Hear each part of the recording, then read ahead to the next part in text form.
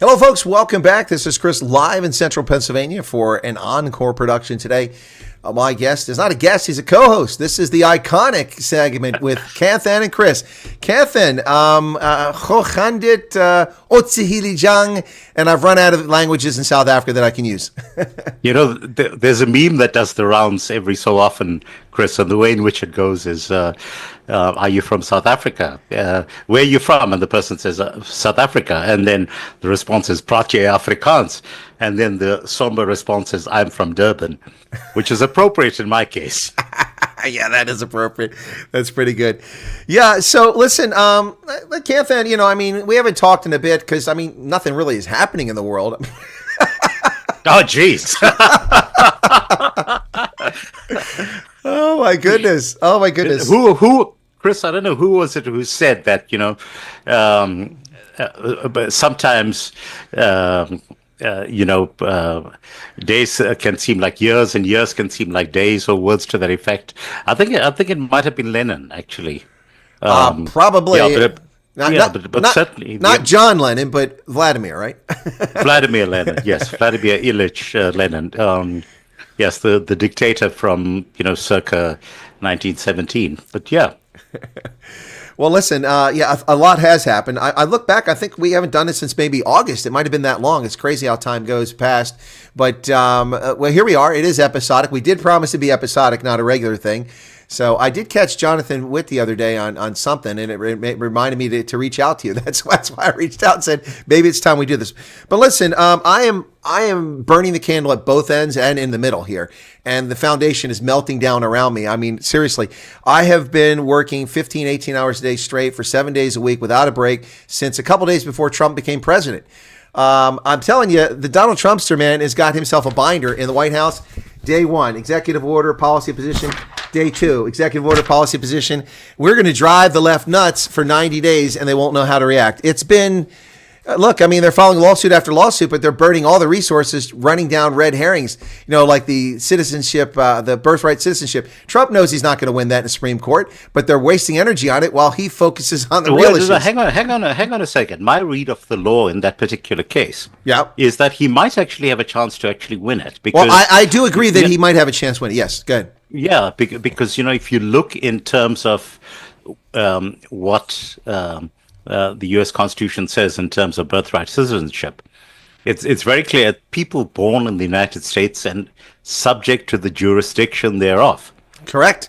And if he's defining illegal immigrants as part of an invading army, then I think that he can actually make a case that there is no birthright citizenship that accrues. But so that's just kindly a legalistic perspective, and I do think that with a very originalist Supreme Court in place, that it's something that they're very likely to actually follow through with. What do you think?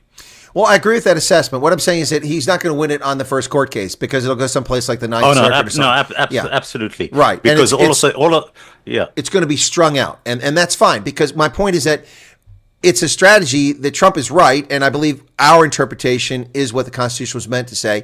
It was never meant to allow people to come here and get an anchor baby. That was not the intent, to basically get citizenship on the cheap, which over 600,000 Chinese have done in California by flying here when they're pregnant, dropping a baby, and then getting a passport for the baby. That was never the intent. So have they been doing that? That's brilliant. Oh, yeah. No, they've been doing that for years. About 60,000 Chinese nationals have their babies in California every year. And we've done nothing to stop it. Well, they're not alone. I first became aware. Well, I wasn't first aware of this, but the first time I could actually point to someone that I could prove it was true was when I was teaching at the War College. One of my students who subsequently got in trouble for corruption, he's also the guy that disagreed with me in class, and all the other Africans, their jaws dropped when he said that what I described as corruption, he said wasn't corruption. They're looking at him like, are you crazy? That's corruption. Funny enough, a few years later, he got arrested for massive corruption in Nigeria. But anyway, geez, surprise. But he told me one day, he called me in the hallway, and his name was Charles. He was wont to do this sort of thing. He says, Colonel Wyatt. I said, yes, Colonel. What's up? I won't give his name. But anyway, he said, what's with this country? I said, okay, here, what's going on? What's with this country? He said, why do you allow this? I said, allow what, Charles? Allow what? My brother. And of course, I don't know his brother. I said, yeah, your brother. What about him? His kids are Americans. I said, oh, really? I didn't know your brother lived in America. He doesn't. I said, well, okay, did he used to live here? No, they never lived here.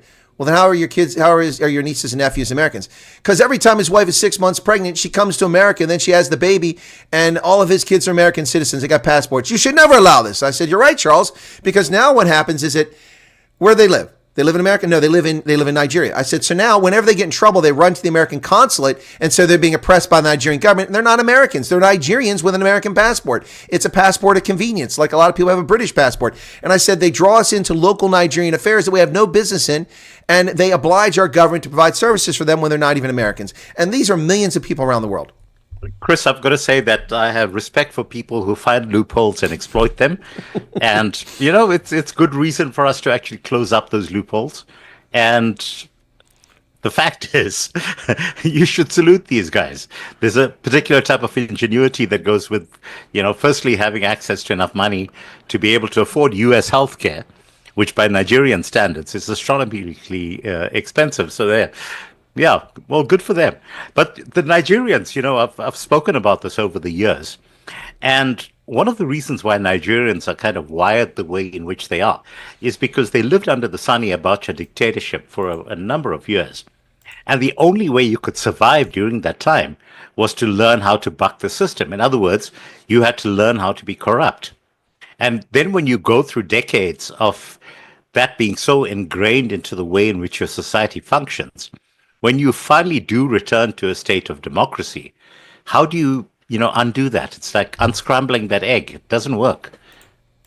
Well, I don't disagree with that, but let's be fair. Nigerian corruption goes way before Sani Abacha, but it was just on an epic scale when Sani Abacha was there, that's for sure. Well, speaking of corruption, let's turn our attention to South Africa. We don't have enough time for this. I mean, we'll probably spend a couple of hours going through, an itemized list. Have you had your dinner yet? Have you had supper yet?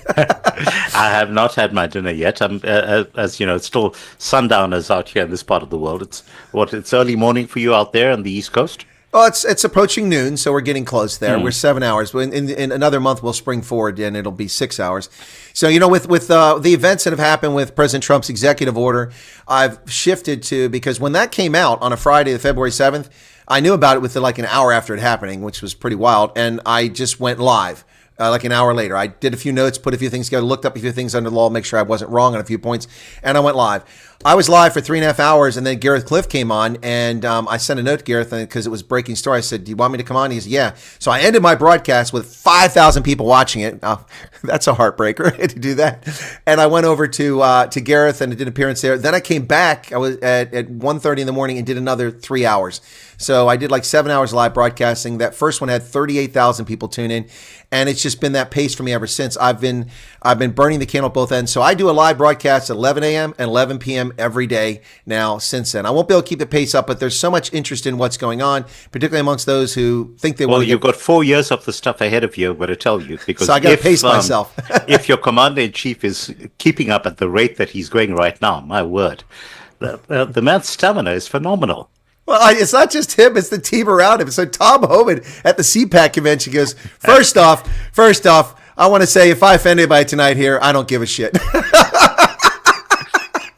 And then J.D. Vance says, "I'm not concerned about the threat from Russia or China. I'm concerned about the threat from within the European Union.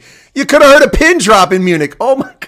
And then the guy who welcomed him was all like, it's Vice President J.D. Vance. He was here last year as a senator. We want to welcome him up. And then later on, he's a guy up there with big tears coming out of his eyes after Vance spoke. And this is the same guy who was kind of scoffing and laughing at Trump. Yep. About 5 years ago. And yeah, the turnabout there has been quite phenomenal. The thing that I really liked about Vance's visit, by the way, is that Chancellor Scholz wanted to meet with him, and Vance said, no, he's not going to be Chancellor for much longer. So why would I want to meet with him? Which is an eminently practical thing to say. I'm going to be wasting my time talking to a guy who's, going to be stepping out of office within the next couple of days. Well, what about the SPD? 16%? Good Lord, that is an abysmal performance. I mean, MK did a better result than that out of nowhere.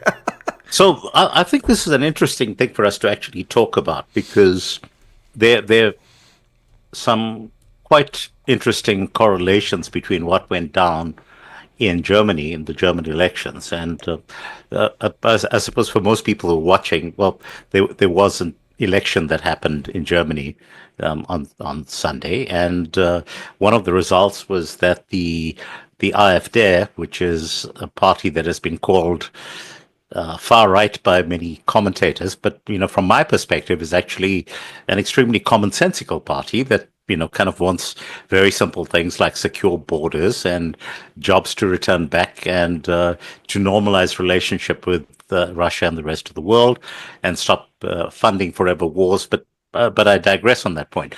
But the interesting thing is that the AfD pretty much doubled its voter base over since the last election, which makes them the second biggest party in all of Germany.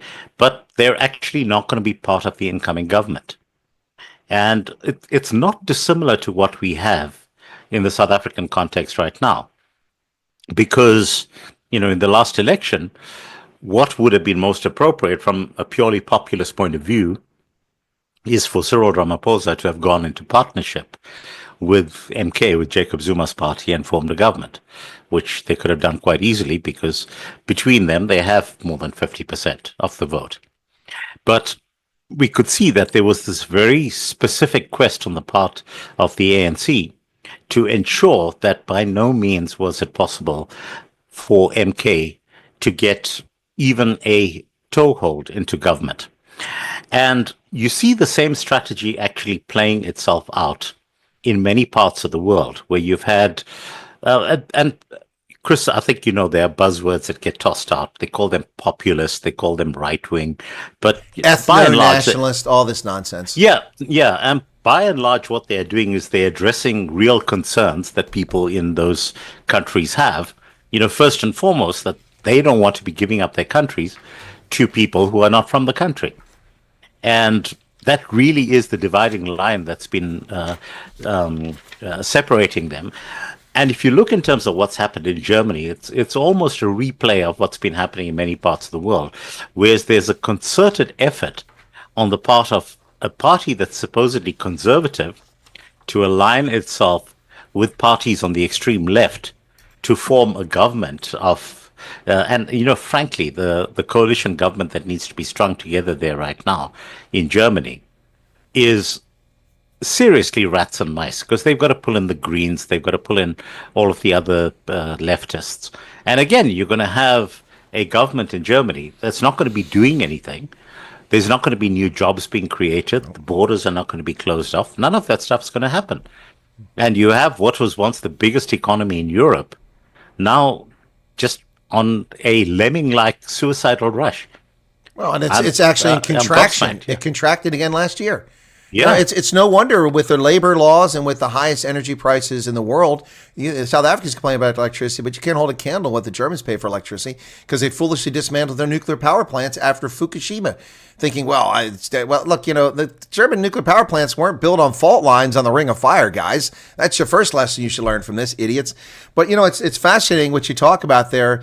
You're talking about the AfD, the Alternative für Deutschland, they just want common sense things. They don't want all these people invading their country. Boy, it sounds a lot like South Africa.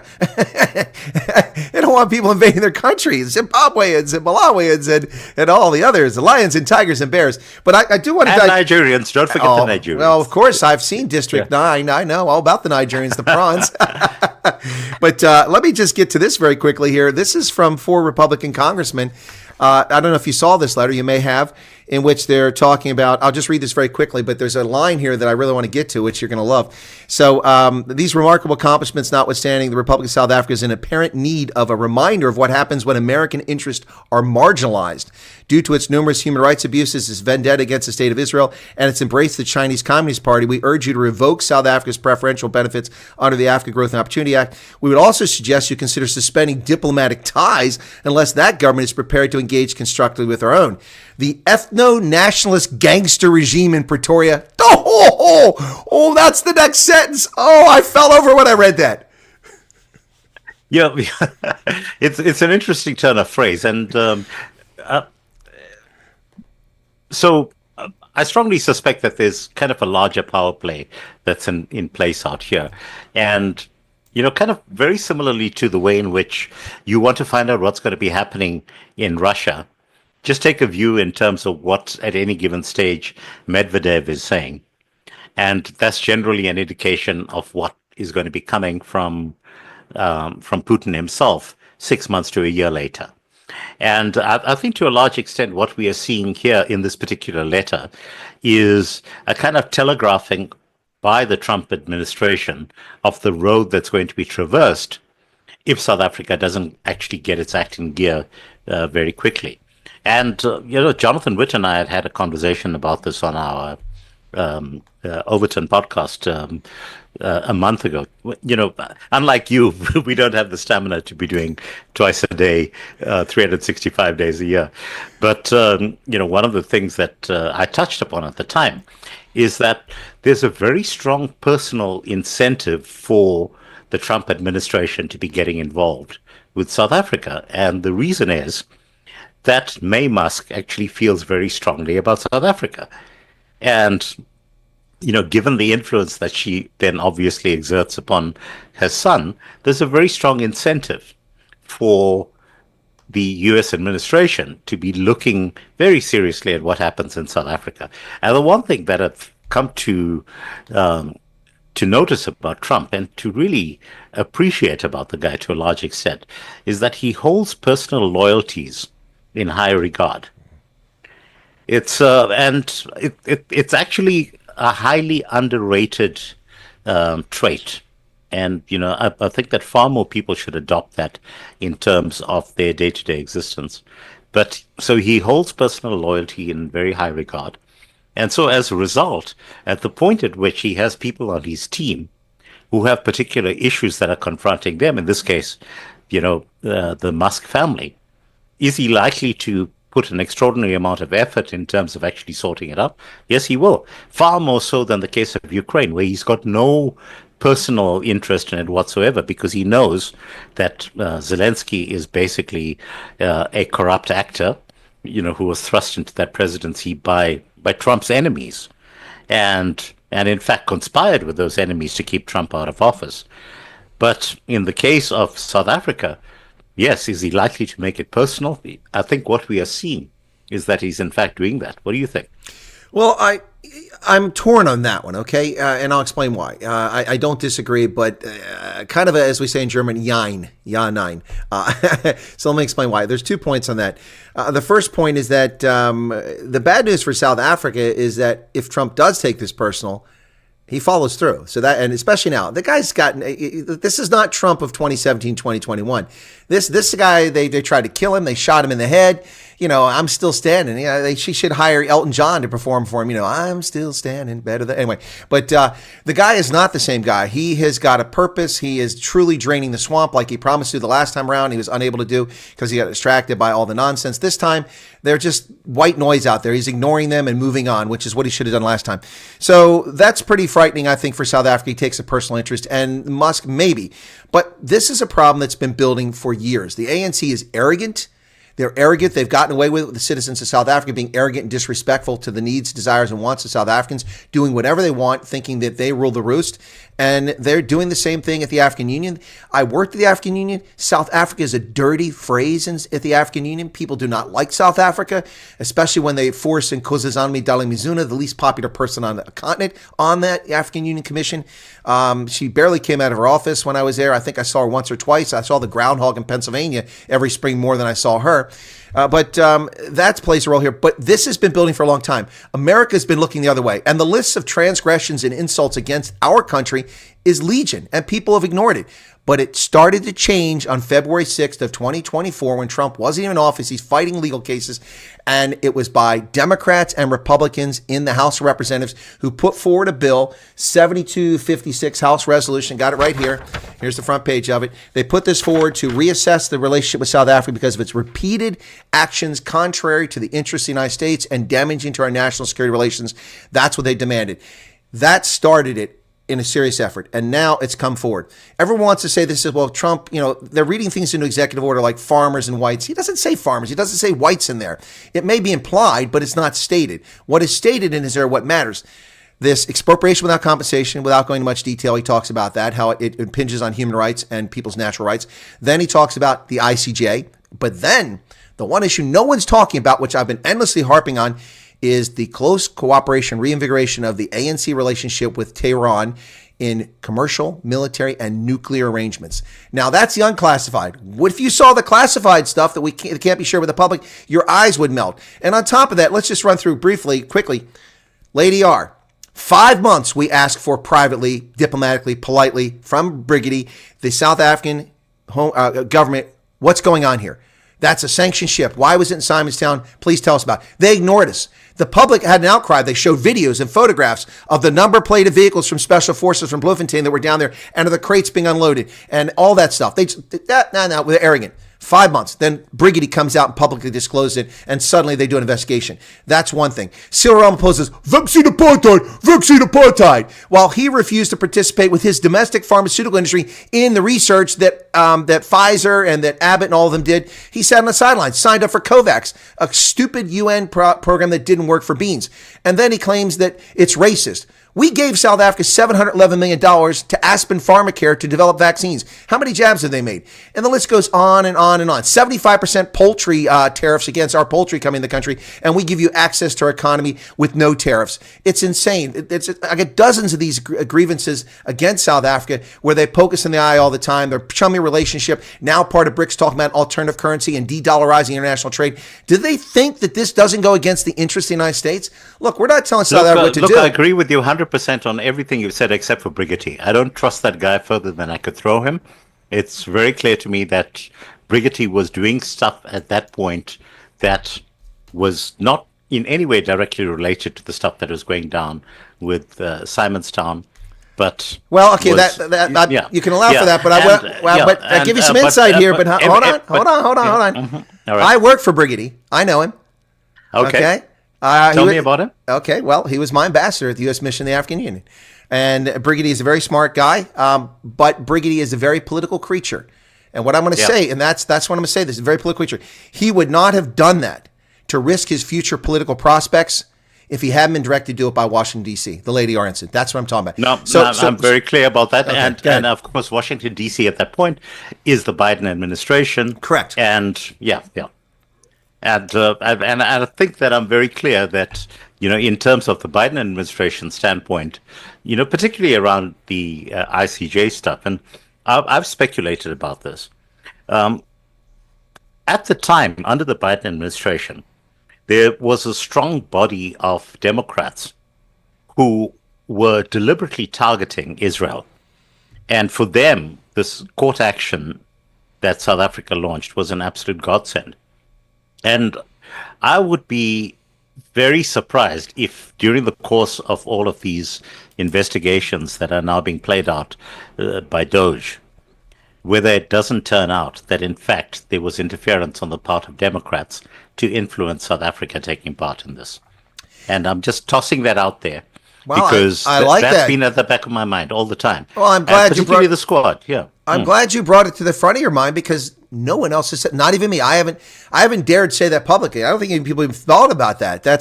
It's a very fair point because one of the biggest challenges and one of the things that hurt him badly, in fact, it cost him Michigan. Michigan was lost because of Gaza. Because Arabs in Michigan, for whatever reason, voted for Trump. A lot of them believed him, but Trump won Michigan by 46,000 votes. And I guarantee you that what got him over the margin wasn't the black vote. It helped. He had a stronger performance there. It was Arabs who voted in mass for Trump. He got like 66% of the Arab voters, something like that, according to polls. That's what did it for him. And those Arabs, whether they're Christians or Muslims, a lot of them are Christians, by the way, they actually supported Trump because of their anger with what Biden was doing in Gaza. So there's some teeth to that analysis you've got there. I agree. And I would love to see if DOJ uncovers, because the Democrats have a long history of interfering in domestic politics overseas. I'm not saying Republicans don't do it, but the Democrats are prone to it. It's their natural inclination.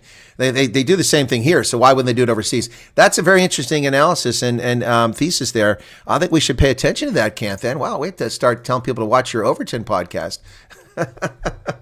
Yeah, I don't look. It's not the type of stuff that John and I are likely to touch on in the Overton pod. But again, in the context of the discussion that you and I have across the Atlantic, I think it it certainly makes a lot of sense to be delving into that type of stuff. But I think that if you look to return to the letter, there's a couple of interesting pieces that are coming together right now, Chris. And consider the fact that for the first time ever, the ANC was caught flat-footed at the point at which the DA turned around and said, sorry, we're not signing off on this budget. And they really are now scrambling to try and find a way to extricate themselves from this mess. And, I've got to say, credit to Helen Ziller, because I speculated that this might be the course of action that they might end up taking, ahead of the budget speech. John was less optimistic than I was, but I said, no, look, it's a card that they can play, but more importantly, they have to play, because if they allow the ANC to pass a budget that includes tax increases, that is going to be the death knell for the DA. So they've got everything to gain by digging their heels in at this point, and everything to lose by actually acquiescing. So what is Ramaphosa going to be able to do? He doesn't have any options open to him, really. So he has to reach a compromise that is going to be acceptable to the DA. That, of course, is now going to be determined by who's actually the decision maker, because it's very clear to me that Steenhuisen is not the person who actually has any of the intellectual capacity to be carrying this through to completion. What are you talking about? He just got, Narchis shipped to Thailand. Come on, man. Cut the guy a break. Yes. and again, along those lines, in Thailand, they have difficulties defining what's a woman. Well, there's that. I mean, it is pretty famous for ladyboys, I hear. Anyway, but listen, this goes back to last year after the election when I was still in South Africa and we were waiting for the coalition to be formed. And I said, well, here's the DA's chance. They have all the power.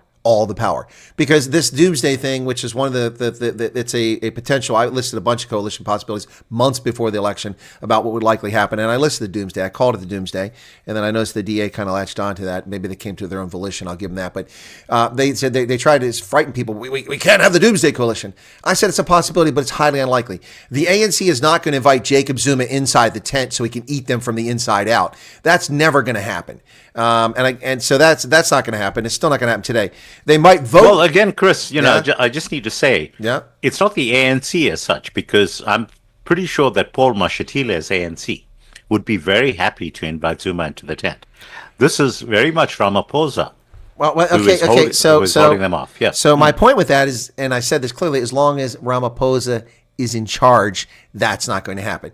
There is enough of the radical economic transformation faction still inside the bifurcated, trifurcated ANC internally that, yes, that could happen. But as long as Ramaphosa is there, that won't happen. Now, and that's probably why the DA realized they had to vote for him to be president. But anyway, so that isn't going to happen. The EFF, unlikely, but possible. It's still, they need a few small parties. So my point was that going to negotiations after the election of May 29th last year, the DA held all the cards, but they didn't act like they held the cards. They came out of that and they were completely emasculated. They've been castrated. They don't have any of the security cluster, not the police, not the military, not intelligence. They don't control finance. They control the foreign ministry. Nothing of any relevance. Don't even have the deputy president. Not that it means anything, but symbolic, it means something. They have none of that. So the ANC got 60 some percent of the ministries, and they only have 40% of the vote. And that's only from 31% who bothered to vote. So, anyway, so 16% of the eligible population actually voted for the ANC. So the DA held all the cards and they came away with nothing. And now we see how it's played out. The DA is now we'll see what the Social Research Foundation's poll has, because I'm talking to a pollster on Thursday. He's going to be on here, but I'm having a hard time believing that poll, saying that the DA has gained 3% since May last year, while everyone else has cratered. I think they would crater too. But DA has been ineffective against Bella. And yes, I know these were passed in the last parliament, but Ramaphosa, if they had any influence over them, didn't have to sign them. He could just let them die. Bella's been imposed now. The 3% corporate black tax, which is a proposal from Parks Tao. Well, just to go back to those those points. So let's take Bella as an example. Okay, go ahead. The Minister of Education happens to be a DA minister. Yes, she is. And all the DA minister has to say is, I'm not going to implement these regulations. And Ramaphosa can fire me if he wants to. But that's not what she said. No, exactly. That which is to your point. Yeah. That there was an opportunity for them to actually flex, and they didn't. Yep, and that was the one they should have given. I mean, let Ramaphosa fire her. That's what they should have done. Siveva Garuba, let her be fired. But they didn't do it. Now she's saying, I'm implementing it. And they've lost voters. So, Bella, now this 3% black corporate slush fund tax thing of post-tax profits for 100 billion rand that's going to go in the pockets of ANC elites and very few black businesses, that is insane. And it's not a policy. It's a proposal from Parks Tao, and it'll probably become one. No, it's extortion, basically. Of course it is. Of course it is. But where's the DA? Not even speaking about it. And then this nonsensical expropriation without compensation, Ramaphosa signed it on the 20th of December. I broke that story. But people didn't realize that. I got information, and I confirmed it, and boom, I broke that story. He actually signed on the 20th of December. Waited 35 days in contravention of the Constitution, by the way. He has to announce it timely. That's what the Constitution says. And there's a 30-day window for a challenge against that by members of Parliament. The members of Parliament can challenge that for the first 30 days. If 1/3 of members of Parliament, in this case 132 MPs, had signed a letter and sent it to the Constitutional Court, the court would be obliged to review it and make a determination whether the law is actually constitutional or not. Well, that 30 days was gone before he even went to Davos. And South Africa's open for business here. I'm signing an expropriation without compensation bill. Yeah, but we're open for business. Yeah, okay. Without electricity, of course, yes. Oh my goodness, give me a break. But anyway, so the DA didn't even say anything. The only party that even stepped forward, and it never happened, was a challenge to this. Was the Freedom Front Plus said they would try it, but all they had to do was get Bosa and one or two others to go along with this, and they would have had 132. They didn't even try. So the DA comes out. After they ignored this, they had their press conference and they talked about the blue machine. We will be the top vote getter in the municipal elections. I mean, listen, the dacha that these people are smoking, the tick that they're taking, the cocaine that's affecting their brains, they are delusional. The DA is not going to be the biggest municipal vote getter in the next election. We'll be lucky if South Africa survives that long. Now, I'm being hyperbolic, but you get my point. Yeah, but I think, also take the view that the way in which the past week has played itself out, I think could actually tilt the scales in the DA's favor. How so? If I have to look at this entirely strategically, just take the view that all of the legislation that we're talking about, so it's the expropriation bill, we're talking about Bella, we're talking about the NHI bill, all of these were already passed by the previous parliament. And Correct. The fact is that the DA didn't really have any influence over it. But I always said that the point at which we get our country back is when the ANC doesn't have enough votes to pass a budget.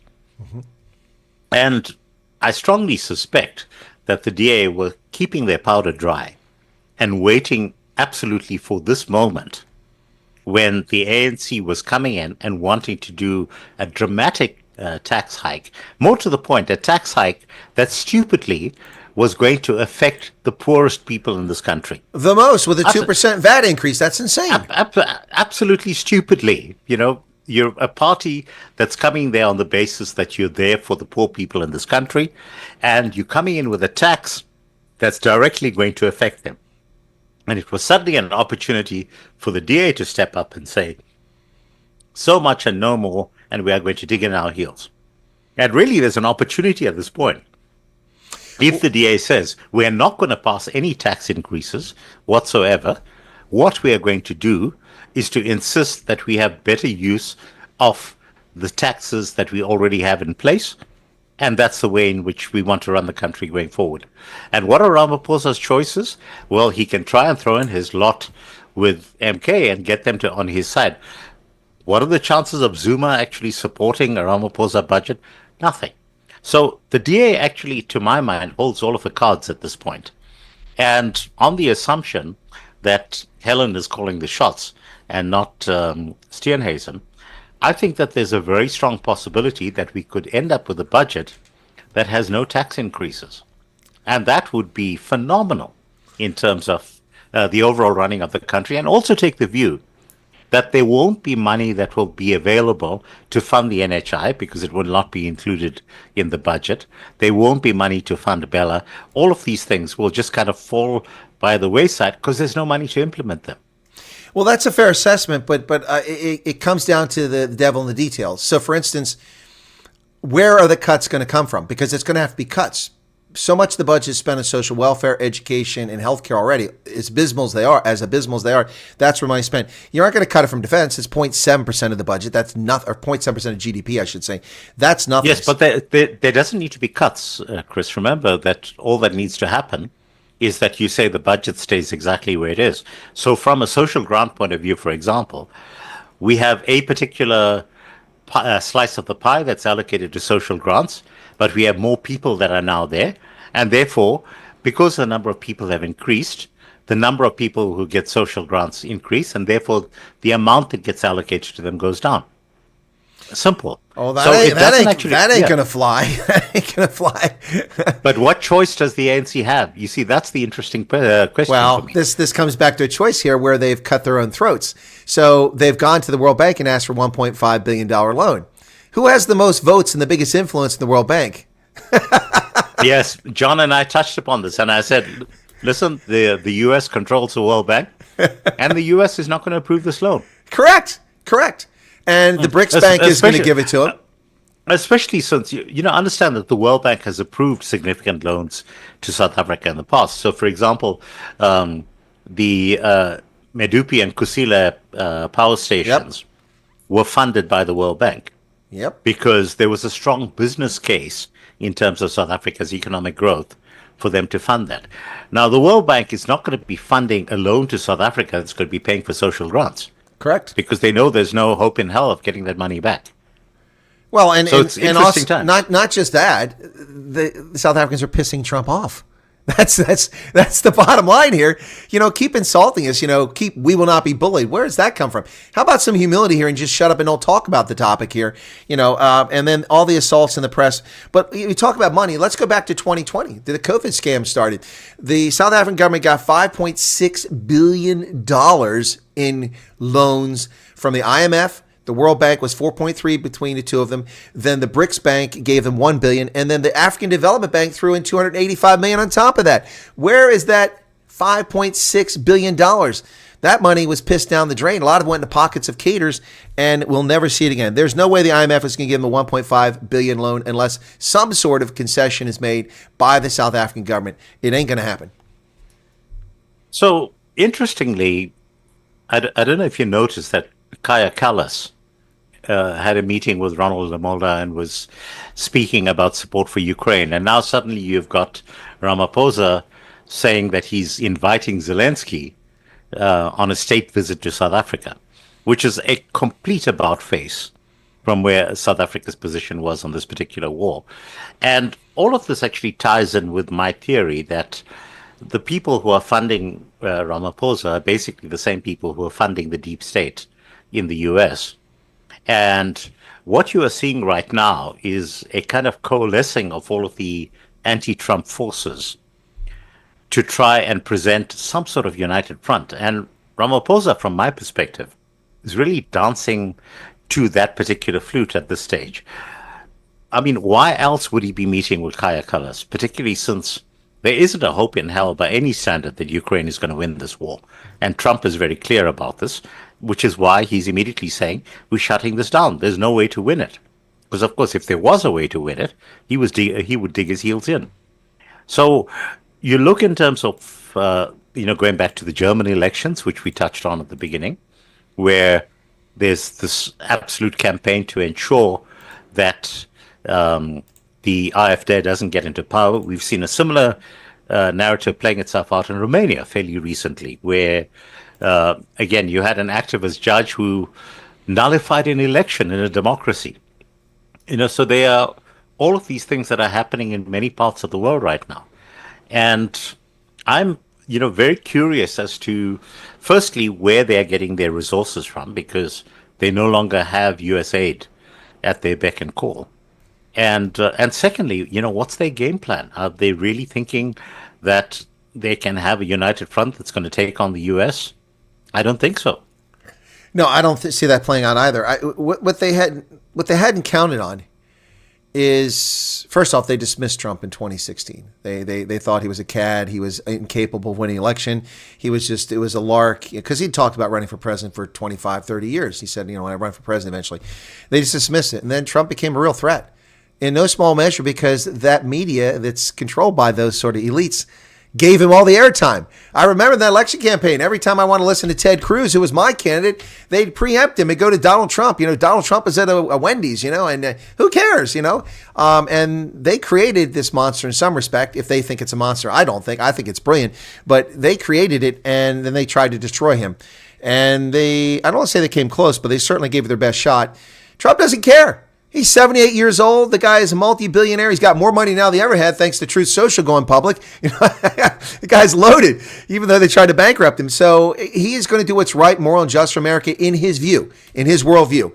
And it isn't always right. It's sometimes off kilter. But, it's ironic. I've been saying this the whole time.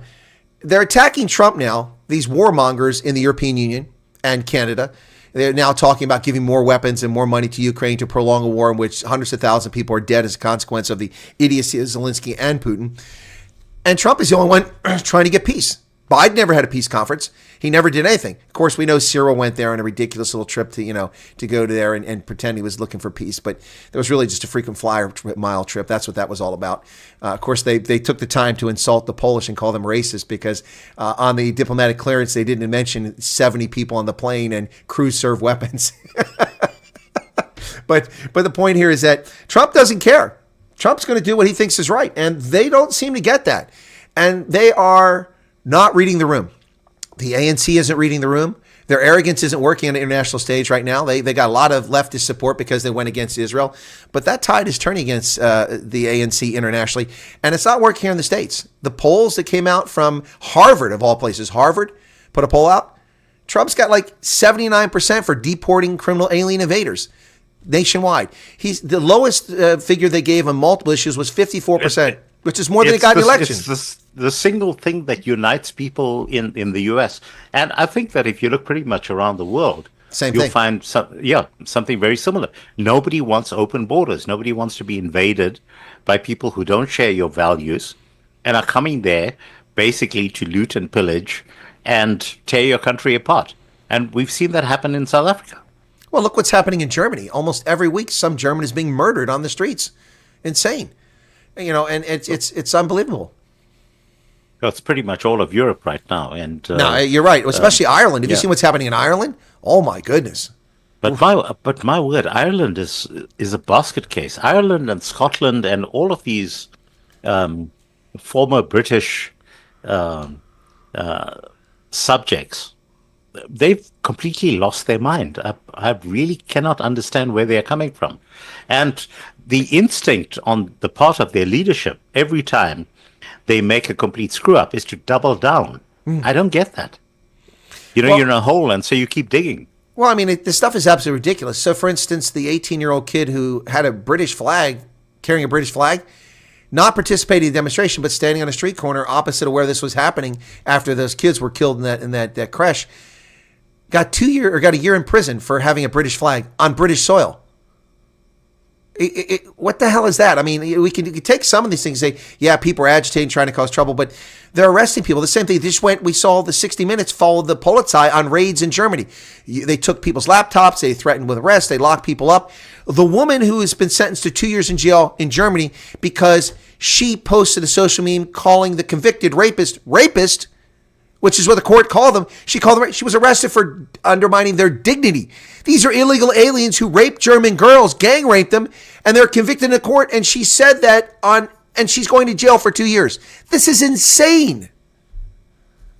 Well, if you look in terms of what's happening right now in the formation of that government in Germany, we're going to have another 4 years of the same. Exactly. And the more interesting thing for me the AfD is going to do this. Yeah, but it's still going to be 4 years of agony for. Oh. Well, look, we had our 4 years of misery. We had our 4 years courtesy of Joe. And that's a very fair point. I think the far more interesting thing for me is, and to your point, Trump has got nothing to lose, and I think that he really is determined to reshape the world along the lines of what he believes are the core values that he actually holds. The interesting thing about Trump is that if you look in terms of what he has said across the years, and we're talking decades, go back 40 years ago, and Trump has been saying exactly the same things. It's been consistent. That he says to this day. He's been absolutely consistent. The only place he wasn't consistent is the things he had to do to work inside the democratic system in New York City to do contracts and things like that, and social media. Or not social media, social issues. He was pro-abortion for a time, but I think that wasn't real. I think that was just to pay homage to the authorities. I don't think that was his real position. Yeah, again, I think calling him pro-abortion as opposed to pro-choice and wanting the states to actually have the right to decide that. Again, I'd like to think that he was consistent because he said from the get-go that this should not be something that should be mandated at a federal level. It should be left to the states. And that's exactly what he did in his first term. It's not in the Constitution. 10th Amendment goes back to the states. Yep. Yeah, exactly. And, so the really fascinating thing for me is the rapprochement that is currently happening between Trump and Putin at the most significant level. And this is something, again, if you look back in terms of Trump's worldview, there always has been that kind of cultural fit, shall we say, between Russians and the American heartland.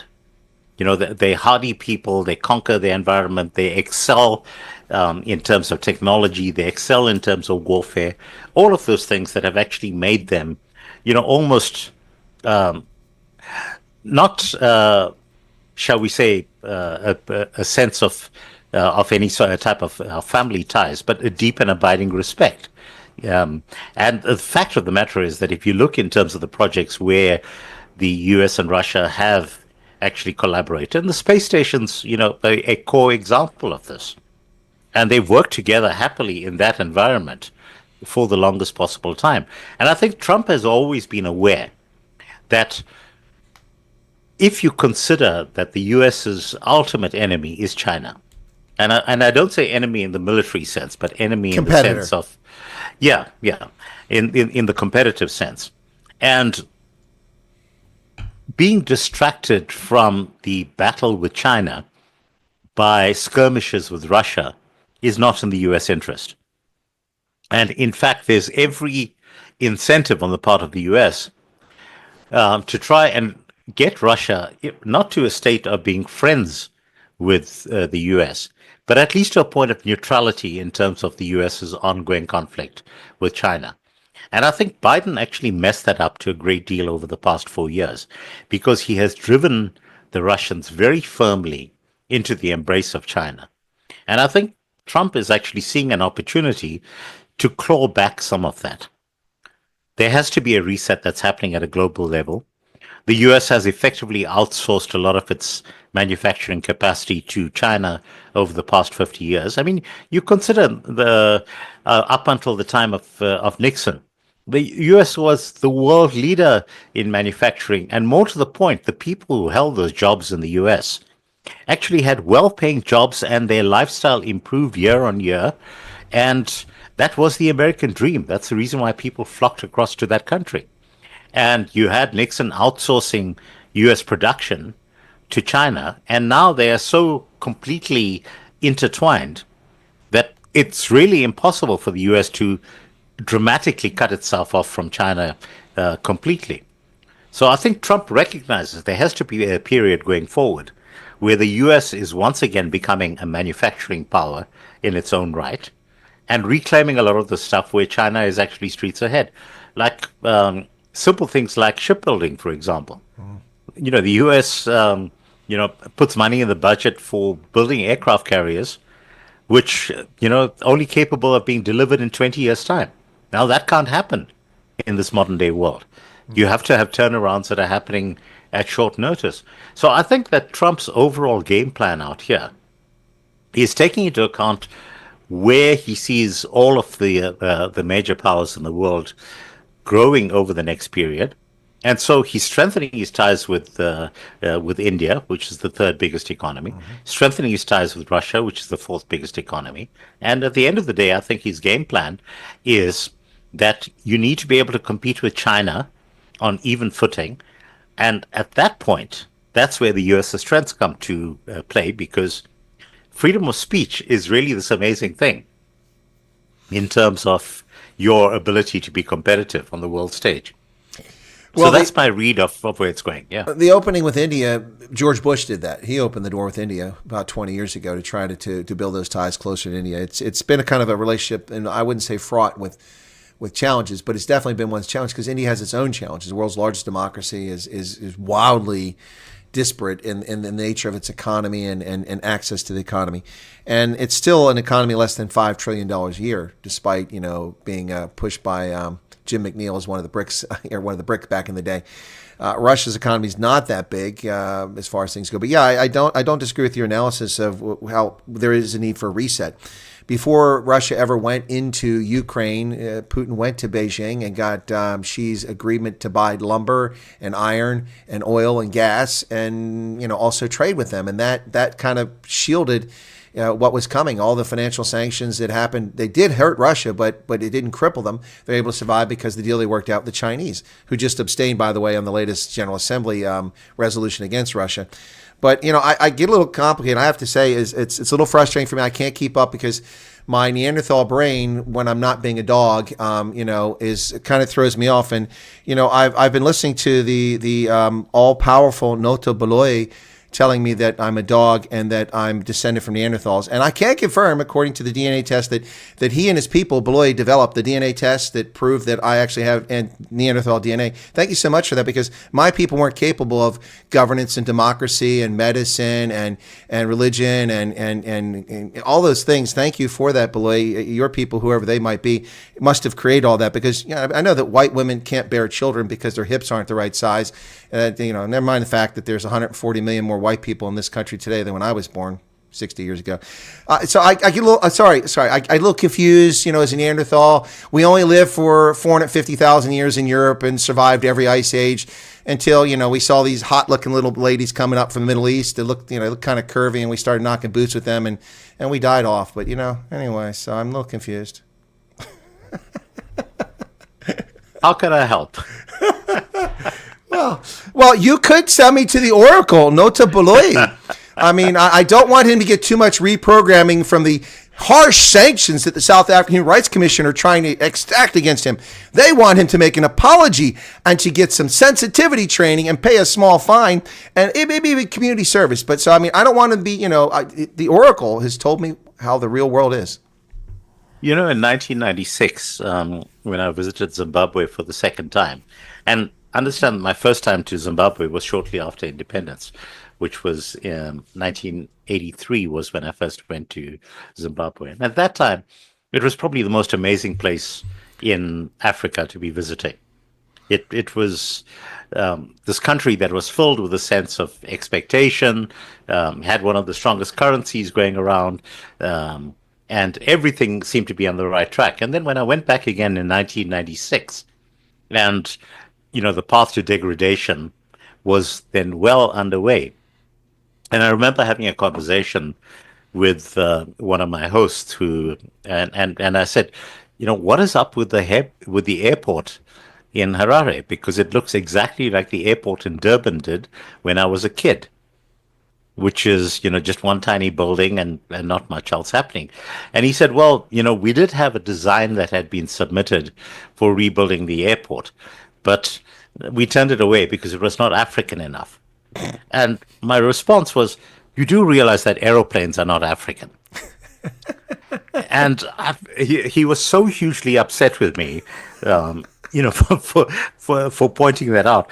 And there are levels at which you have these absurdities that creep into the daily parlance of my fellow Africans, where we say things like African solutions to African problems.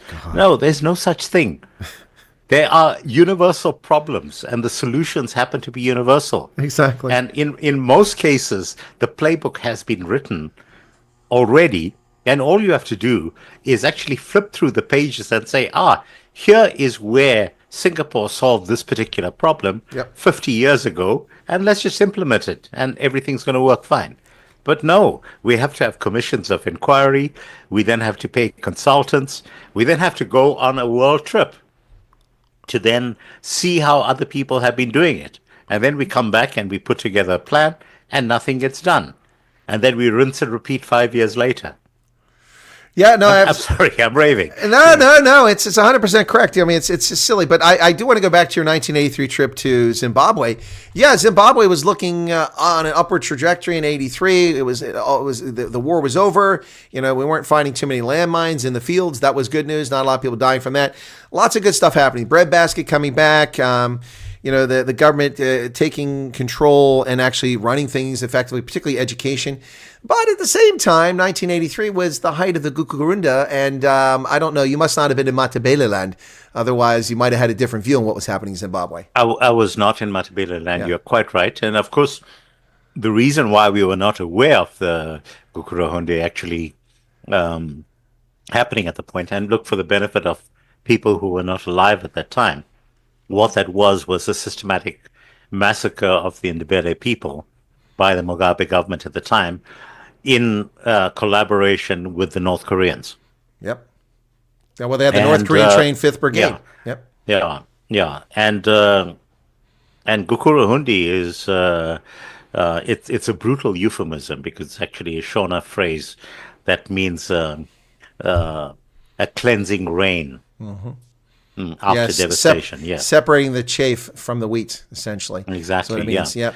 Yeah, and so we were not aware that this kind of stuff was happening, but it's very similar to what has been the narrative happening right here in South Africa, based on the fact that you will have people trotting on the world stage and saying, no, farmers are not being murdered, and they say this quite blatantly, and we've actually got enough data to be able to back up the claim that there has been a systematic targeting of farmers. And look, very importantly, I need to say that when I'm talking about farmers, I'm not saying white farmers. No, it's I'm saying black, farmers. white, and brown. It's farmers. Yeah. Well, I mean, the 4-month pregnant Indian mother in the Ayub farm in 2020 with her 2, 3, and 5-year-old kid in the bedroom. They took her in the bathroom. They slit her throat from ear to ear. She was 4 months pregnant. Indian.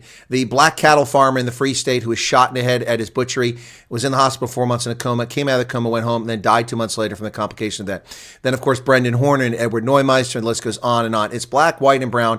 It is a systemic system, and people, they deny this. It's crimes of opportunity. I saw this again in the New York Times this week. That's horse manure. There are crimes of opportunity, but these, we see people, I've seen on closed-circuit television camera. No, the level of planning that goes into body armor, cell phone jammers, circuit jammers. Yes, exactly. Yeah, all of these things. Exactly. That's not a target of opportunity. That's nonsense. I mean, so the thing defies imagination. So I had a relative from Germany on the phone earlier this morning, and talking about what the Germans are showing about South Africa.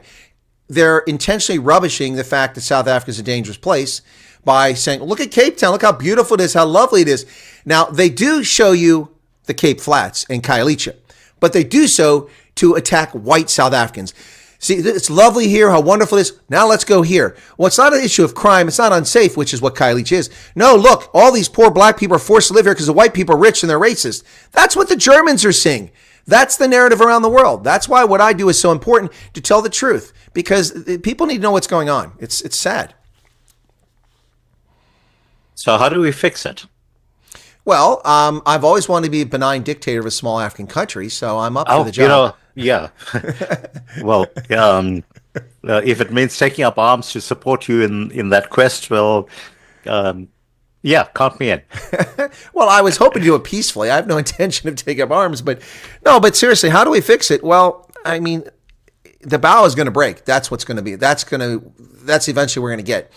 If, in fact, the polling is correct that ANC support is down to 32%, the ANC ought to be terrified about that. And the actions they're doing with their National Democratic Revolution, continuing through the process, isn't going to get them more votes. The layers of stupidity, even though the education system has been dumbed down, in my view, those shrouds are coming off the eyes of a lot of South Africans, black, white, and brown, but not enough, because the media are complicit in this. They're constant nonsense. Instead of talking about the fact that South Africa has pissed America off, They've taken the executive order and turned it into Trump is attacking America. How dare they attack America? How does America attack South Africa? Who are they to tell us what to do? We didn't tell you what to do. We didn't say you're going to get the aid back. It's just gone. Get over it. Move on. And then they turn it into a white thing. Well, white farmers. There's no mention of farmers in the executive order. There's no mention of white people. Yes, he says Afrikaners, but I'm going to get some pushbacks from my audience. But I'm here to tell you that there are plenty of South Africans who are colored and Indian who are culturally aligned with Afrikaners, whose first language is Afrikaans, who are Dutch Reformed, who would identify with that term Afrikaner. So, Trump may have meant it as something white, but it's probably going to play out as ethnic minorities. So, we need people to be honest. But look, the race card is ultimately what everyone plays exactly in this scenario. Exactly. And it is so tiresome because it doesn't cut to the heart of the issues that actually confront us. Because I think that, again, going back to the point around illegal immigration, it's probably the single thing that unites South Africans. We don't want illegal immigrants crossing our borders and basically becoming criminals, first and foremost, and secondly, benefiting from the welfare state that is in place here right now. Well, it got Gate McKenzie a lot of support and got him some power. It got Herman Mashaba a lot of support till he lost his mind recently, and everything's become black and white, and he's pissed everybody off. But I mean, that was definitely an issue: the xenophobia or the concern about invasion from other countries, and it's legitimate. I think there's probably 6 or 7 million illegals in South Africa. That's just my estimate. I mean, it's crazy. I mean, everywhere you go in the service industry, you find people, and most of them are illegal. They have no papers. Well, you've recently had our head of the defense force turning around and saying, well, until you're actually investing in properly securing our defense force, you're not going to have a country because, we actually don't have the capacity. And it's absolutely true.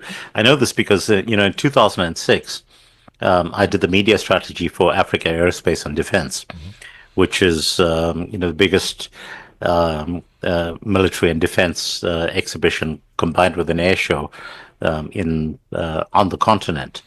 And we had taken it to Cape Town for the first time that year, and I ran the entire media strategy. And I'm very proud to say that I successfully managed to shut down the N1 freeway because of the sheer volume of people who were pitching up at Easterplaat Air Force base in order to be part of this show.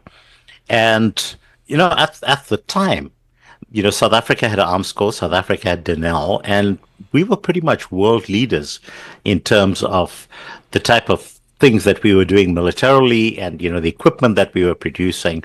And there was a strong contingent of people who actually knew what they were talking about. And all of that has been looted and has been, run into the ground. And frankly, right now, if Zimbabwe invaded us tomorrow, Zimbabwe would walk all over South Africa. Well, Botswana could defeat the SANDF in a heartbeat. Yeah, well, Botswana could, except they don't have enough numbers. Oh, it won't take numbers because it'll be just like when the Lesotho for Operation Bolias 1 and 2. I remember very clearly when they went up and patrol in the mountains, and the Basotho carry rifles and shotguns. That's their tradition, going back to Mshweshwe. So somebody dropped a shotgun, it misfired, and the SANDF soldiers ran away. And the BDF is looking at them like, "What the hell is going on here?" People, people don't understand the reason why Lesotho is an independent country within South Africa. They're armed in the first place is because of the fact that Mshweshwe back in the day was armed and dangerous, and he militarily defeated the British and then pretended to surrender in order for the British to be able to save face, so that the Queen would then declare that Lesotho would become the Basutoland Protectorate and therefore stayed independent, while the Cape Colony took the rest of the country. And before that, they did lose a lot of the Free State, which is where their people were previously, but in fighting 3 wars with the Boers. But that's where he cut his teeth and perfected his techniques to defeat the British. 100%. No, it's crazy. People don't understand what's going on in the world and what's happened in the past. And, if you don't understand history, then you really find yourself at a huge disadvantage. And you're doomed to repeat it. And we see this absurdity playing itself out in Europe right now, where people actually don't understand what went down 80 years ago. And they really think that this time around it's going to be different. And it's not. No, it's not going to be. One of the viewers in here, it's the first chance for me to bring some chat in. I wasn't able to do it earlier with Anthea Jeffrey, but I can do it with you now. One of the viewers says, can I get you to touch on the fact that BEE doesn't just affect white South Africans? No, it doesn't. I mean, it affects everyone. When you prevent people from having access to the economy, everybody's affected. Absolutely right, because the biggest problem with BEE is that it's a hidden tax. Yep. And if you consider that right now there seems to be this framework that says 30% of your business effectively has to be BEE. Just think of that as a 30% tax on your business that is going into the pockets of ANC cadres, because it's not benefiting masses of the country. It's going into the pockets of ANC cadres. And that, again, is one of the taxes on the South African economy that is below the surface, and you don't understand the impact of it because it's part of the cost of doing business. Yep, it's exactly like corruption in other countries. Well, and on top of that, you have all the service delivery failures, the security issues that in you providing your electricity, providing your own security, replacing trucks because the roads are horrible. All that's a cost of doing business too, which you don't have in other places, drives it up. But you mentioned a few moments ago, I meant to mention this. You mentioned Armscor and Denel, huge. They were world class. The Rui Falk and then of course many other things, the G5, the G6, and other things developed. But you also had the Paramount Group, which was developing world class stuff. They did some great stuff. They're a little, I guess I would call it a patrol aircraft. Could be used for a lot of stuff. It was developed by the son of one of the designers of the Rui Falk. I was actually there at Wonder Boom where they were building those, and that market has completely disappeared. That could have been an aircraft that is fantastic for all over Africa, for all kinds of things, for anti-poaching, for reconnaissance, for interdiction, for counter-guerrilla activities, and it just went nowhere. The arc light, it's just a shame. The helmet-mounted gun sights that you had on the Rui Falk was a South African invention, which then got incorporated into popular culture in the US. So you had the guys on Airwolf using it. But that was technology that was invented in South Africa, where all you had to do was turn your helmet in the direction and focus on your target and hit that fire button, and you could take them out. And it really was world-class stuff. And the other thing at that level as well, you might remember that we had a company called Executive Outcomes. Yes, I know, Eben Barlow. And Eben Barlow's company. And essentially it was a private militia that was based in South Africa, and their task was really to go to the rest of the continent whenever there was a mess, and they would clean up the mess. And of course what the ANC did was to outlaw those private militias. And this was such a competitive advantage that South Africa had on the rest of the continent. And none of the stuff that's going on right now in terms of the DRC and Rwanda would have actually taken place if you had the likes of Executive Outcomes in place.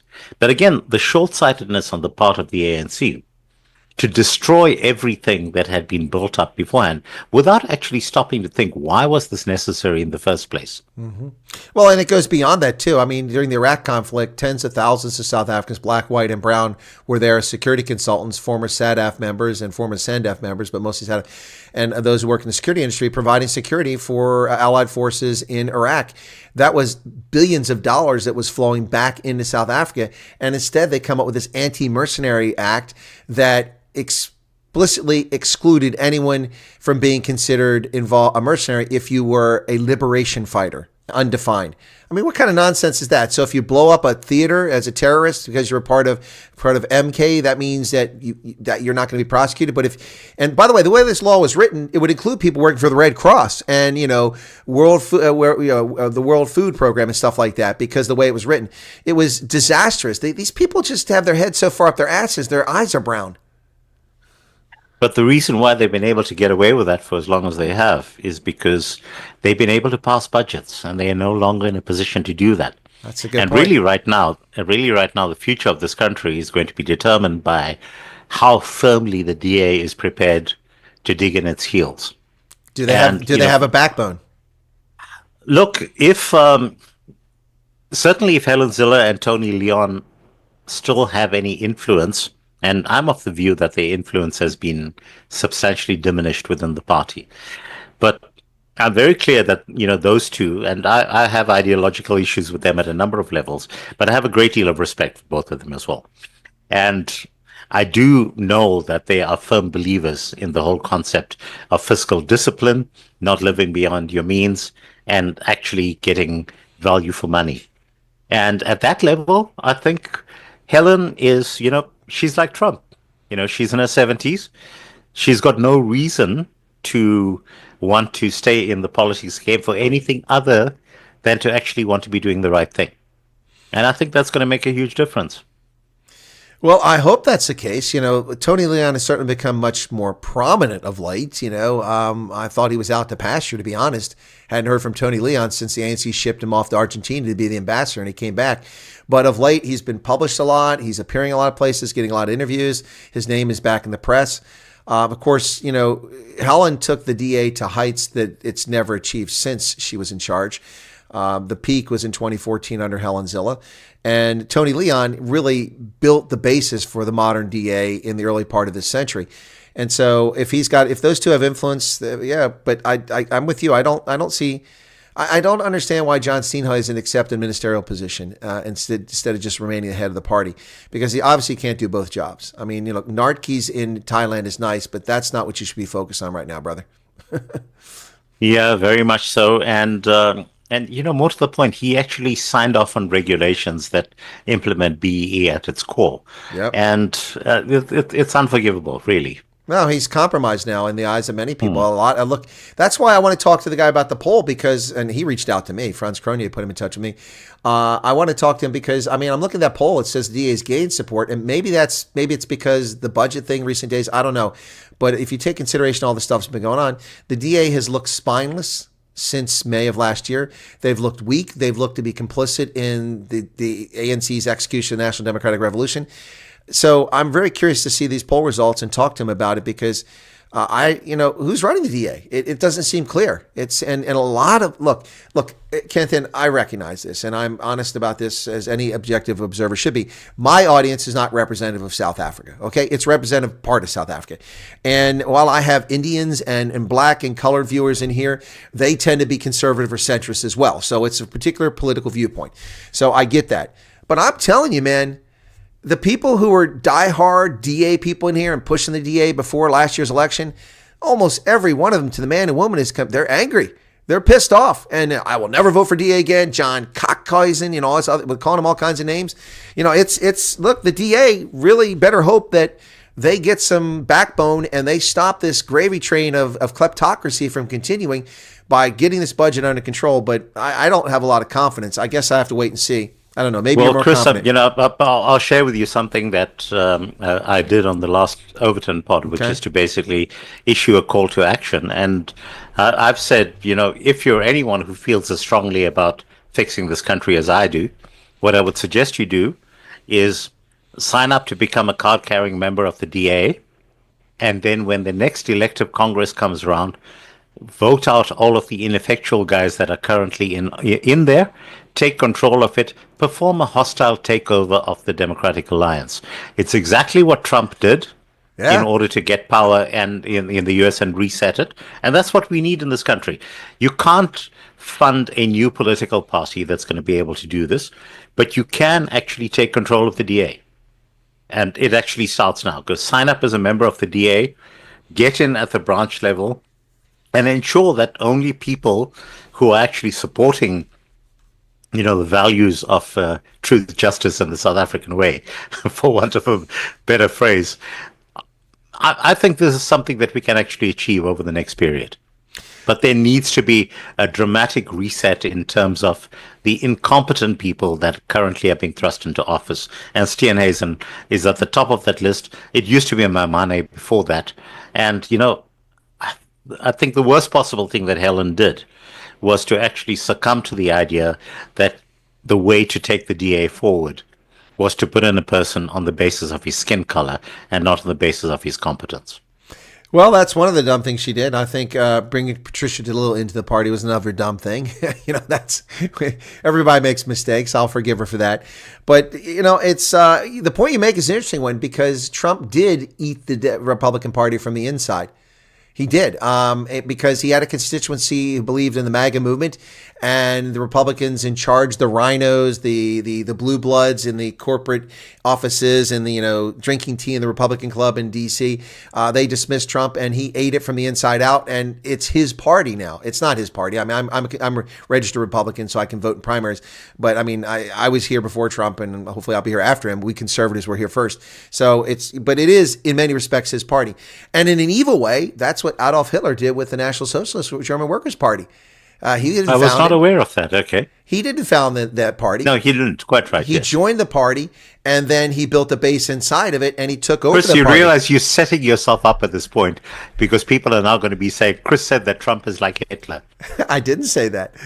I know you didn't say that, but that's what people are going to say. It doesn't matter. Look, they run around and call me a white supremacist. They call me all these. The guys call me a radical now. Oh, I believe in all people, black, white, and brown, should be treated equally under the law. I believe that all people should be able to worship in the way they like. That makes me radical. Look, it doesn't matter what I say. They'll alter the content and lie about me. So, I can't lose sleep over that, Kanthan. All right. Well, I don't know how much time we've got left. I think we've been going over an hour right now.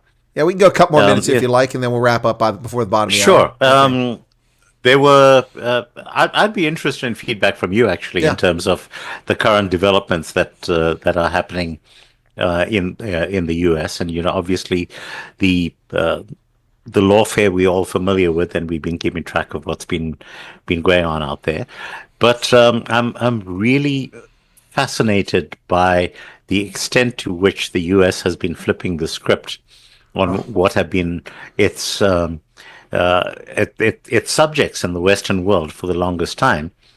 And it's almost as though the Trump administration has said, we're not just cleaning up the U.S., we're going to clean up the rest of the world as well. And that means that we're going out there with guns blazing. That's my sense. And I don't know what you had to think about, what your feedback was on that. Well, okay, I'll go a little bit longer without a break on this one to explain some of this, because you've asked, and I think it's a good question. So from my perspective, I think you're 100% correct. Trump realizes you can't fix America without fixing the world. And people go, well, that's arrogant, America. Well, it's not arrogant. The world affects America, and we affect the world. We're intertwined in many ways. And this nonsense, this woke stupidity, this leftist bent that's been going on for the past 25 years has destroyed the world. I mean, this nonsense of, biological males participating in girls' sports, and stealing scholarships from them and opportunities. And the list, it just goes on and on from there. But my position on this is that Trump is doing exactly what Trump thinks he needs to do to shake up the world. And it's fascinating to watch the media in the U.S., in South Africa, and in Europe, because, I read German newspapers and French newspapers and South African and the U.S., of course, and others. But to watch them all whine about things. Oh, Trump is using coercive diplomacy. Well, yeah, what do you think diplomacy is? It's coercive. The whole point is to get the best deal for your country. And so what has Trump done? Oh, Trump is threatening tariffs. He's isolating America. No, he's not isolating America. Oh, then he's an imperialist. Look at him. He's trying to take over Greenland. He's an imperialist. No, Trump is making a point, just like he did the last time around, and they distorted. So in his first administration, Trump said the European NATO allies are freeloaders. They're getting a free ride. We're spending 3.4% of our gross domestic product on national defense to keep hundreds of thousands of troops stationed in Europe 70 years after the Second World War. And the Europeans and Germans are spending 0.9% of GDP. All of these countries in 2014 promised to spend 2% of GDP. Trump comes in office, none of them even close, except for like Estonia and Poland. He says, if you guys don't pony up, we're not going to secure your defense. We're not going to promise it. Oh, America's leaving NATO. No, pay attention. And that's exactly what's happening now. The threat of tariffs have worked. He hasn't had to resort to tariffs, although the Mexican and Canadian ones are coming back in effect next month. So they better get ready for that. But this is what's happened. So Denmark refused to talk about the Arctic security with the free passage of the sea lanes being open much of the wintertime now because of temperatures in the Arctic, and Russians and Chinese ships up there trying to exploit minerals and oil and gas and put a threat on the northern flank of North America. And Greenland is critically important from a geopolitical standpoint. And so not just from minerals, but just, from that physical location. And so he's been talking. He told Denmark, he said, you got to do something about it. Denmark refused to do something. They own Greenland. It's semi-autonomous, but they own it. They're responsible for its defense. So Trump threatens tariffs against Denmark. And guess what happens? Well, they're responsible for Denmark's defense. But in fact, it's the U.S. that has a military base there, not Denmark. Right, in Gotab, it's way in the north, yes, but Yep. it's not sufficient. There's no naval base there. It's an No, air base. absolutely correct. Right. Yes, but so but to your right, point yeah. that the Europeans are not doing Right, what we've they got were the base supposed there. to be doing. Right. So he threatens Denmark with tariffs if they don't do something, and he says, "I want to buy Greenland." We offered last time. It's not that far fetched. We bought the Louisiana Purchase, which is 1/3 of America. We bought Alaska. We bought the Gadsden Purchase. I mean, it's not unheard of. And here the left is, "Oh, you can't buy Well, people." on the other hand, you could just take Mexico, which you did as well. No, we didn't take Mexico. We defeated them, and then we won California as a consequence of it, and Texas and Arizona and New Mexico. Exactly. Yeah. Well, it was a war. Hey, that's what happens. Conquest. Yeah, it was a war. Yeah, and Russia's going to end up with the Donbass and Crimea is going to be theirs forever. But so back to that story. So Greenland. So we threatened Greenland with tariffs, and look at this. Lo and behold, Greenland's just promised to spend over $1 billion and put 3 corvettes on permanent patrol around Greenland, which is really what Trump wanted. I don't know if we'll go forward with it, but that happened. Panama. The Chinese are deeply embedded with their Belt and Road Initiative in the Panama Canal. We built that. 30,000 Americans died from malaria building that damn thing a century ago. And Carter gave it away. It was U.S. soil. And I don't have a problem with the Panamanians controlling it, but they owe us something. And so Trump says, all right, you know what? We're going to take it back. No, come on, Chris. I mean, surely you're protesting too much. I mean, Carter didn't give it to them. I mean, he sold it to them for $1. I'm sorry. You're correct. He did sell it to them for $1. That's correct. Yeah, it's like Ramaphosa's not expropriating without compensation. It's just zero. He is offering compensation, but it's zero. Exactly. Nil compensation, which apparently means something to Ramaphosa, not according to Merriam-Webster's dictionary. But anyway, so guess what? The Chinese are out. At least officially. We'll see if they do it in actual. So they're no longer involved there in the canal, which is what we wanted. And then Trump comes out with this outlandish decision on Gaza, which nobody was talking peace. And Trump says, well, we'll just take it over. It'll be, he didn't say it, but it'll be the Mar-a-Lago on the Med. And suddenly people want to actually start talking about peace there. Trump threatens Ukraine because Zelensky's being intransigent, and suddenly people want to talk peace when the Europeans are pushing a war there. The list goes on and on and on of all these things. Trump is using the power that America still has before we lose it, because we were on a path to become a minor player in the world. We're still the preeminent economy. We're still the preeminent intellectual property, scientific, military. All these powers still rest in the United States, all of on shaky ground, but they're all still there. And Trump realizes that 15 years from now, if something isn't done, we'll be a second-rate power. And the world is not a better place with the United States as second-rate power. That's Trump's worldview, and that's my worldview. And if people think that's arrogant, that's on them. But we have been the guarantors of the global sea lanes ever since the British Empire retreated from that possibility. We're the ones that ensure that shipping gets through the Straits of Malacca and through the South China Sea, despite the Chinese nonsense going on there. You see the Chinese now are sending cruisers off the coast of Australia, shooting rounds at Sydney. Now, I know they're hundreds of miles at sea, but that's nothing but intimidation tactics. No, we don't do that. That's gunboat diplomacy. That's what they're doing. No, come on. I mean, but surely that's freedom of navigation, like in the South China Sea. They are international waters, okay? But, no, exactly. And so we can't really blame the Chinese for playing the same game. But to the point that you just raised, which is absolutely crucial, and this is the point that most people are not getting, is that fundamentally what Trump is all about is actually recognizing that ultimately the U.S.'s superiority on the global stage is going to be determined by logistics. Panama Canal is about logistics. Suez Canal is about logistics. Greenland. The Arctic Passageway, Greenland, is about logistics. And what else is about logistics? It's the Cape Sea route. Yeah, a lot of South Africans keep wanting to bring that up. Franz Kanye wanted to talk about it too. No, but it is the Cape Sea route. And right now, if you look in terms of what Trump has been saying about where his priorities are around lots of the world, also keep that in mind when you're looking at the South African scenario, because it would be just as easy for Trump to say, we actually don't give a stuff about South Africa, but actually recognizing that control of that route around the southern tip of Africa, again, in terms of the U.S. hegemony around the world right now, it is a very crucial piece of the puzzle. Does he want that under the control of the Chinese or anyone else? No. And is that going to influence him at the point at which, for example, you have a very strong movement for Cape independence? Does that mean that the U.S. would be likely to support Cape independence purely from a strategic point of view? I think I could make out a case for that. Well, And, we may we may yeah, be finding out very soon. I'm not going to let the cat out of the bag on that one. yeah. But, we need to keep all of the, because Trump doesn't think, in simplistic terms. He's got an overall global picture. He's looking long term as well. Yeah, yeah, and people underestimate him at their peril, and look in terms of his global strategy, through that lens that he wants to ensure that the U.S. continues to be top dog for the foreseeable future, and that he's going to do everything in his power to ensure that that happens. He's going to pick his battles, but the battles that he does pick, he's going to make sure he wins. I agree 100%. Now, as far as the Cape route, right now it's agnostic. No one controls that. The South African Navy doesn't have a blue water capability. No one's patrolling it. It's not at risk at the moment, and it's not of particularly great importance so long as the Suez Canal is operational. But as we saw, that could be shut down in a heartbeat, ship running into the side of it a couple years ago. So in that context, Joel Pollack being interviewed, now he's suddenly the shiny penny everywhere. Joel Pollack starts talking about Simonstown and how it would be a great benefit to the United States to have that base. Well, yeah, if we have the base, it's of no value right now whatsoever as the ships sit at dock. It's not doing anything. But aside from keeping a competitor like China out of the arena, it's not a major issue. But Trump is looking long term, and maybe he sees that. I mean, China has a naval base in Djibouti, but then we also have a ground base there. The French have an air base. The Japanese have an air base in Djibouti. I've been to it, So I get the concern there. And geostrategically, that is an issue. And Trump is looking long term. It's the United States that's been the one that's patrolled the global sea lanes since the Second World War.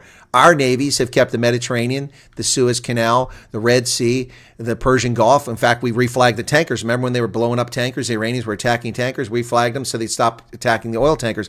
And of course, the Straits of Malacca, South China Sea. All of that in the Pacific has been the domain of the United States Navy, and we have ensured. Now, there's always been piracy. Traditionally, Straits of Malacca, lots of piracy, and then, of course, off of Somalia too, and Mozambique. But if it wasn't for the U.S., those global sea lanes would have been secured and safe for the past half century plus. And I think that Trump sees that that's where our future is. But going back to something you said earlier, we used to be the world's biggest shipbuilder. We used to build 3 Liberty ships a day to completion during World War II. We can't build a ship now. I mean, South Korea builds the ships, Norway builds the ships, and we're just an also-ran player here. And we need to get that industrial base back. And that's another thing Trump's focused on. This unfairness in trade. I mean, the Europeans have been getting a free ride for years. We ship Cadillacs to Austria. It's 10% tariffs on top of the value-added tax. We don't have value-added tax in America. You have sales tax in many states, but not in every state. So here it's 6% sales tax, but if you go to Austria, it's 16% or 17% VAT, and then 10% of the value for the tariff. Well, if they ship it here, it comes here, you pay 6% sales tax. It's already a big advantage with the Austrians paying, and then you pay 2.5% tariffs. That's not fair. The Chinese have been doing the same crap to us for years. So it's about time that somebody said enough is enough. When he talked about reciprocity and tariffs, I was music to my ears. I love hearing it. Why should you get an artificial advantage? If you want to exact a tax for stuff coming in your country, okay, fine. We'll do the same. And if it's fair. But none of this nonsense of But South Africa. The point is that, countries that actually have their heads screwed on right, they actually get it in terms of the reciprocity and tariffs. And India being a case in point, because India has substantial tariffs on U.S. goods entering their market. And India doesn't have a problem with reciprocity because they actually recognize that this is part and parcel of statecraft. This is what you're supposed to do if you're adults and you're trying to negotiate to the advantage of the people of your country. I would argue that the Indians actually have an advantage now because they recognize that and they have high tariffs on our goods. They can lower it and look like the good guys. Yeah, very much so. Yep. And Trump is playing that absolutely correctly. So, yeah, I don't know where this is. I mean, understand we're barely a month into the Trump presidency and the world has already changed quite drastically. A month from now, it's probably going to be even wilder. Trump is promising that he's going to have a Ukraine deal in place by this weekend.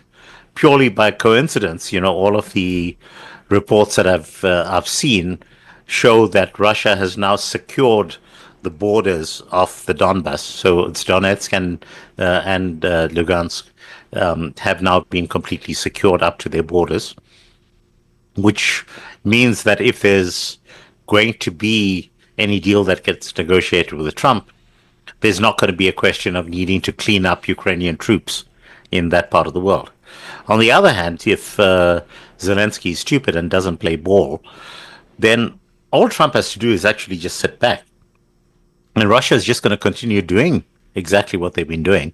And I think they're then going to take Odessa, which then pretty much means that Ukraine ends up being landlocked. And, from there they move on to Transnistria, and they've completely encircled a landlocked Ukraine. And Trump's going to say to the Europeans, okay, go ahead and defend this. I don't care. Well, they're trying to rope us into defending. Let's get to one final topic so we can wrap up, because you need to go eat something. A sundowner is not enough for your stomach there. But one final topic. And what comes to mind about all this conversation is Thucydides, the original historian, the guy who wrote first in the Peloponnesian Wars, Thucydides and the Malian dialogue, that the strong will do what they want and the weak will suffer what they must.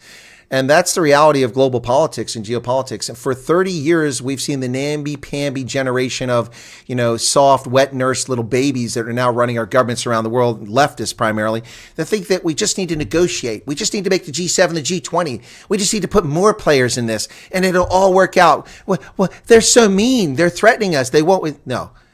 Realpolitik is how the world works. And this nonsense, the constructivism, it doesn't work. People it works to a degree for things that people want. If you want to have constructivism against, anti-poaching, and the killing of wildlife, you might be able to work that, but you're not going to work it in issues like this. And let's get to the concept, or the thought of the Malian dialogue, the strong doing what they want, the weak will suffer what they must. One last topic to cover here so you can get to something to eat. The Africa Growth and Opportunity Act, which is, in my view, an unbelievably generous piece of legislation that we've given African countries who promised to do certain things for governance for their people. And we've often looked the other way when they've broken it, just to keep them in it, to give them access to our market. The country that has leveraged the most of this, of course, is Nigeria with oil. But beyond that, from outside of the energy industry, the country that's leveraged this the most has been South Africa. And hundreds of thousands of jobs are tied to this, over $3 billion in South African exports to the U.S. of the $20 billion relationship. It's 1/3 of your exports here, and it could be much more. What are your thoughts on this? And what could happen with Trump? So I've said for the longest time that South Africa does not need AGOA. And the reason why I've said South Africa does not need AGOA is that it actually is an unfair advantage, and it prevents a scenario where we're actually trying to think about ways of making ourselves more competitive. So the fact that we have motor vehicles in this country that are shipped across to the US has been a huge advantage for us. But then consider as well, the motor vehicles that are currently being manufactured in South Africa and shipped across to the US are going to be dwindling in numbers. And that's going to be an onward trend. Whatever your thoughts might be in terms of electric cars, the fact is that Tesla is now the biggest automotive manufacturer in the world, just in terms of the numbers that are being shipped in the US alone. And that's an upward trend that's going to continue. And all of the Volkswagens and the BMWs and the Mercedes that we are producing in South Africa and shipping to the US currently duty-free is not going to be something that's actually going to be benefiting us. So I think that here's going to be short-term pain from having AGOA yanked out from under us, but at the same time, I think it's forcing us to actually get back on our feet and think in terms of building industries that are more competitive at a global level. And am I in agreement that the US should have the right to yank out AGOA if we are not playing by their rules? Absolutely.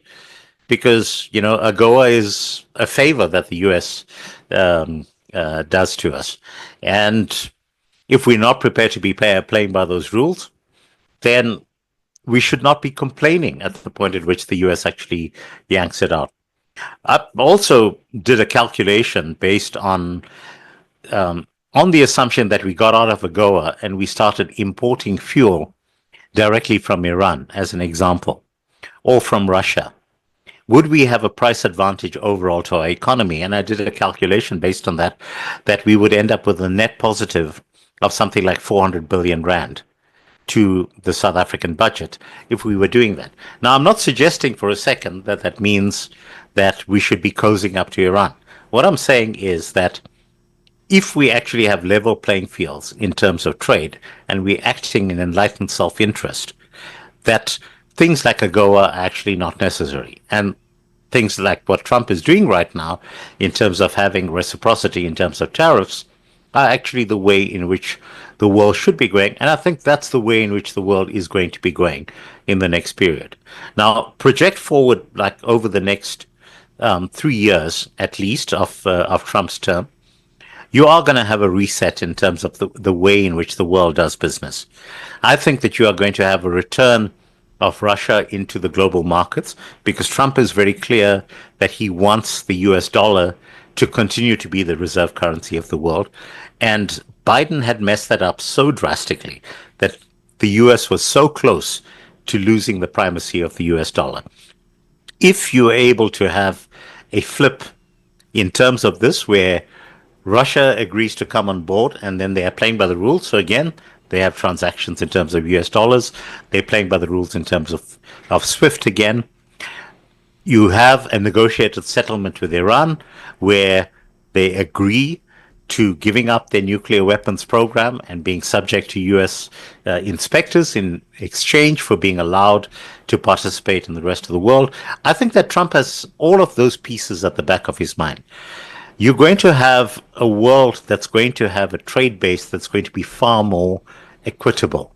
And, I'm using that in the actual sense of the word, not in the sense of people wanting to get something for nothing from places where they haven't earned it.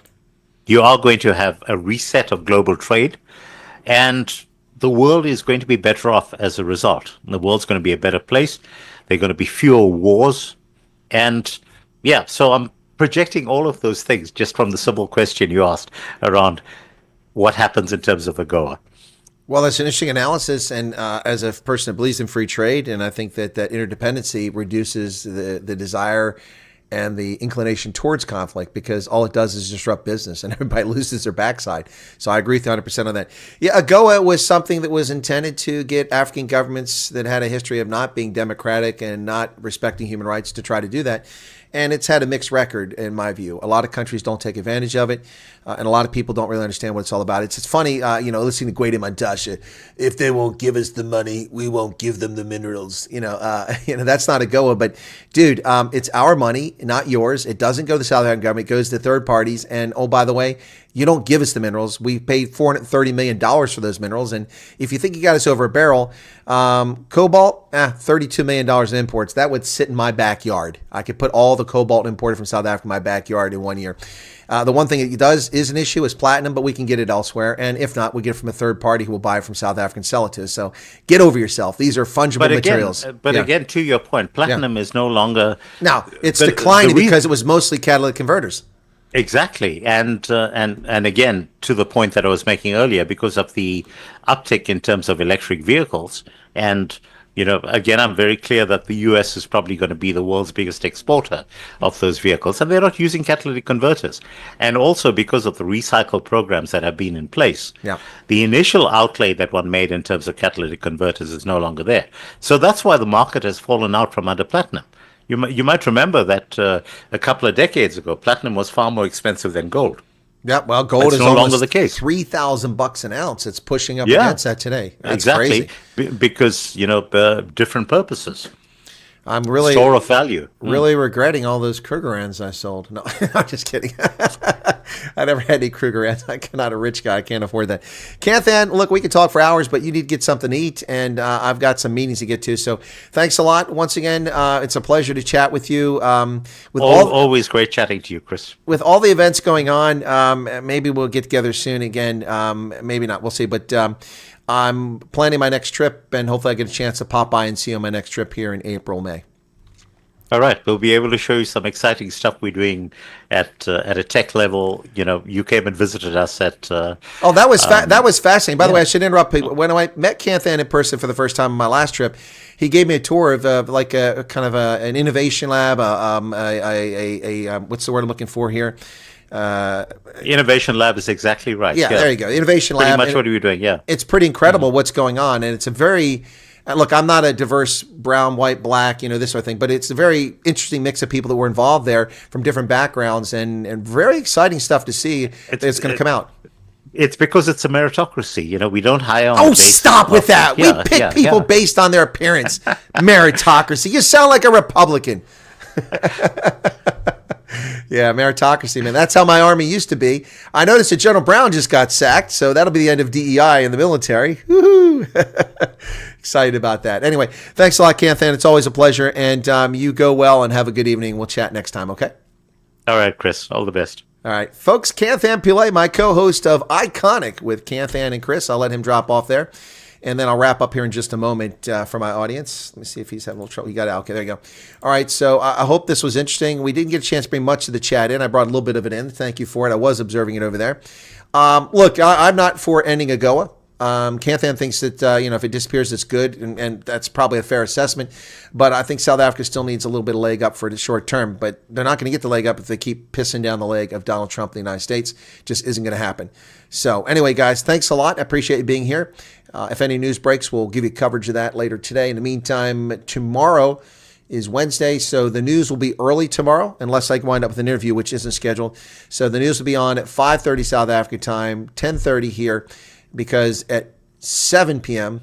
South African, noon here, I'll be on Wednesdays with the Colonel on Ronaldo host program. So thank you all for being here. Be sure to hit that like button. And we really appreciate if you do hit that like button. Doesn't cost you anything but a moment of your time. And thanks a lot, everybody. And my thanks to my co-host there, Kanthan Pillay. It's always a pleasure. Cheers, everybody. Be safe out there. Don't take any wooden nickels. And everybody keeps telling you not to trust commies, but you shouldn't have to be told that. You should just know that instinctively. Never trust a communist because they just don't have your interest at heart. Cheers.